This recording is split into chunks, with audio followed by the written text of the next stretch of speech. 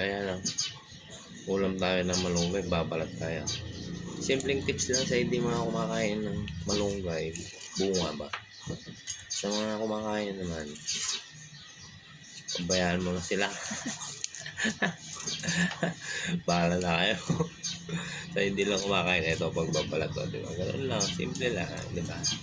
Ito yun ang balatan natin. Kaya, sarap to, bagoong lang. Ito, bagoong na, yan. Tapos, may sahog kang karne, o kaya kung wala kang karne, pwedeng, tira-tirang prito, yan. Tapos kamatis, luya, gano'n lang yan. Sarap, sabawan mo lang konti. Hindi naman marami sabaw ko. Konti lang. Masarap to, masustansya. Sayang maraming hindi kumakain nito sa ibang lugar. Hindi nila alam na kinakain to, inuulam. Tips lang, pambuo pa, ganyan, diba? Magbalat. Pag naluto, ito, hindi kinakain. Ito, sa loob lang kinakain. Okay, baka ito, kainin nyo pa. Ito lang, sa loob nito kinakain. Matigas kasi na sa labas nito, kaya hindi pwedeng kainin.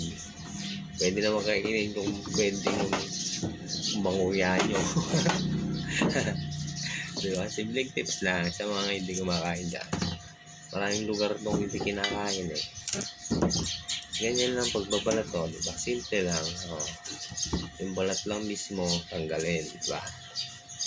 Yan lang yan. Simpleng tips. Just putulin mo ganun lang. Ito yung nabalatan na natin. Sarap nito, luya kamatis lang. Sabaw pa lang nito, ulam na.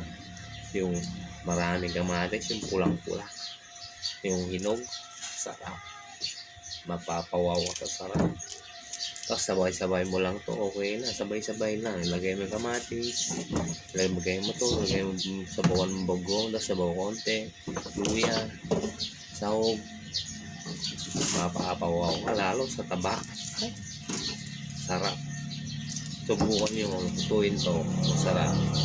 Yung hindi na kumakain, yung kumakain na, wala tayong pakalam doon. Alam na nila yun. Diba? Ganyan lang. Simple lang. Pamarang pagbabalat to. Ganoon lang ako. Alright. Yan Yan. Yung hindi lang kumakain yung mga kumakain dyan. Bayaan nyo na. Diba? Sarap to. Ganun lang pagluto nun. Sabay-sabay mo lang kamatis. Lahat lamasin mo yung kamatis para sa ulit yung sabaw niya mapulang-pula. Diba? Okay na? Okay.